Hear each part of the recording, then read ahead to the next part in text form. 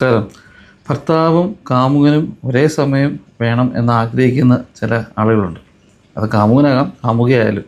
അതായത് ജീവിത പങ്കാളിയും അല്ലെങ്കിൽ ഒരു കൂടെയുള്ള ഒരാളും കൂടെ വേണം എന്ന് ചിന്തിക്കുന്ന എന്താ പുതിയ തലമുറ എന്ന് വേണമെങ്കിൽ പറയാം. അല്ലെങ്കിൽ ചിന്തിക്കുന്ന പുതിയ ചിന്താഗതിയുള്ള ആൾക്കാരുണ്ട്.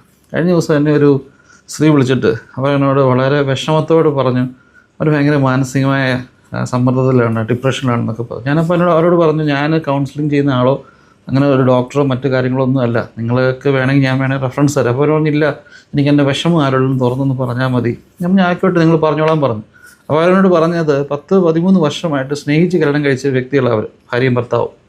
പക്ഷേങ്കിൽ ഈ ഭർത്താവ് ഉള്ളപ്പോൾ തന്നെ ഈ സ്ത്രീക്ക് ഈ അടുത്തിടയ്ക്ക് പരിചയപ്പെട്ട ഒരു വ്യക്തിയുമായിട്ട്, ആ പരിചയപ്പെട്ട വ്യക്തി ഡിവോഴ്സ്ഡാണ്, അയാളുമായിട്ട് ഒരു ഫ്രണ്ട്ഷിപ്പ് ആകുകയും ആ ഫ്രണ്ട്ഷിപ്പ് ഡെവലപ്പായി അതങ്ങ് ഭയങ്കരമായ ഒരു അടുത്ത ബന്ധമാകുകയും ആ ബന്ധം വളർന്ന് ഒരു മോശമായ രീതിയിലേക്ക് അങ്ങ് പോയി.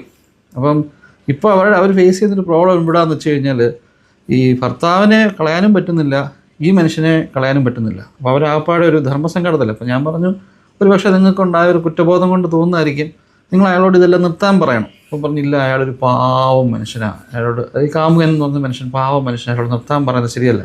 അപ്പോൾ ഈ ഭർത്താവില്ലാത്ത സമയത്ത് ഈ മനുഷ്യൻ ഈ സ്ത്രീയെ മാക്സിമം എല്ലാ രീതിയിലും യൂട്ടിലൈസ് ചെയ്തുകൊണ്ടിരിക്കുകയാണ്. അപ്പം ഇവർക്കും ജോലിയുണ്ട്, ഭർത്താവിനും ജോലിയുണ്ട്, ഇയാൾക്കും ജോലിയുണ്ട്. അപ്പം ഭർത്താവ് പോകുന്ന സമയത്തോ അല്ലെങ്കിൽ മറ്റു രീതിയിലൊക്കെ ഇയാൾ മാക്സിമം ഈ സ്ത്രീയെ യൂസ് ചെയ്യുന്നുണ്ട്.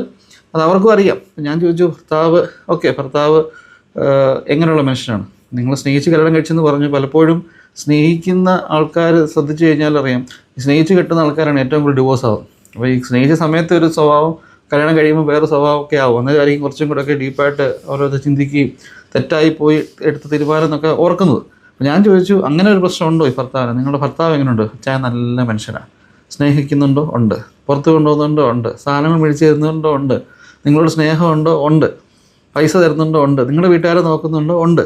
അദ്ദേഹം മദ്യപിക്കാറുണ്ടോ? ഇല്ല. സിഗരറ്റ് വലിക്കാറുണ്ടോ? ഇല്ല. എന്തെങ്കിലും ഒരു ദുശീലം പറയാറുണ്ടോ? ഇല്ല. നിങ്ങളെ തല്ലാറുണ്ടോ? ഇന്നതിനെ തൊട്ട് ഒന്ന് അദ്ദേഹത്തെ ഒന്ന് ഉപദ്രവിച്ചിട്ട് പോലും ഇല്ല.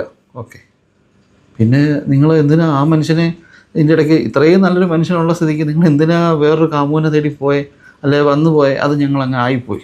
ഞാൻ പറഞ്ഞു, നിങ്ങളെന്താ നിങ്ങളുടെ ഭർത്താവിൻ്റെ സംഭവം പറ. അയ്യോ അച്ഛൻ ഉറപ്പായിട്ടും ആത്മഹത്യ ചെയ്യും.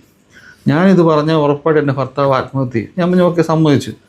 നിങ്ങൾക്ക് ഇപ്പം നിങ്ങളുടെ ഭർത്താവ് നിങ്ങളോടൊന്ന് പറയുകയാണ്, അയാൾ പരിചയപ്പെട്ട ഒരു സ്ത്രീയുമായിട്ട് അങ്ങ് ഫ്രണ്ട്ഷിപ്പ് കൂടുകയും ആ ഫ്രണ്ട്ഷിപ്പ് അങ്ങ് മോശമായ രീതിയിൽ പോവുകയും ചെയ്തു എന്ന് പറയുമ്പോൾ നിങ്ങൾ എന്ത് ചെയ്യും?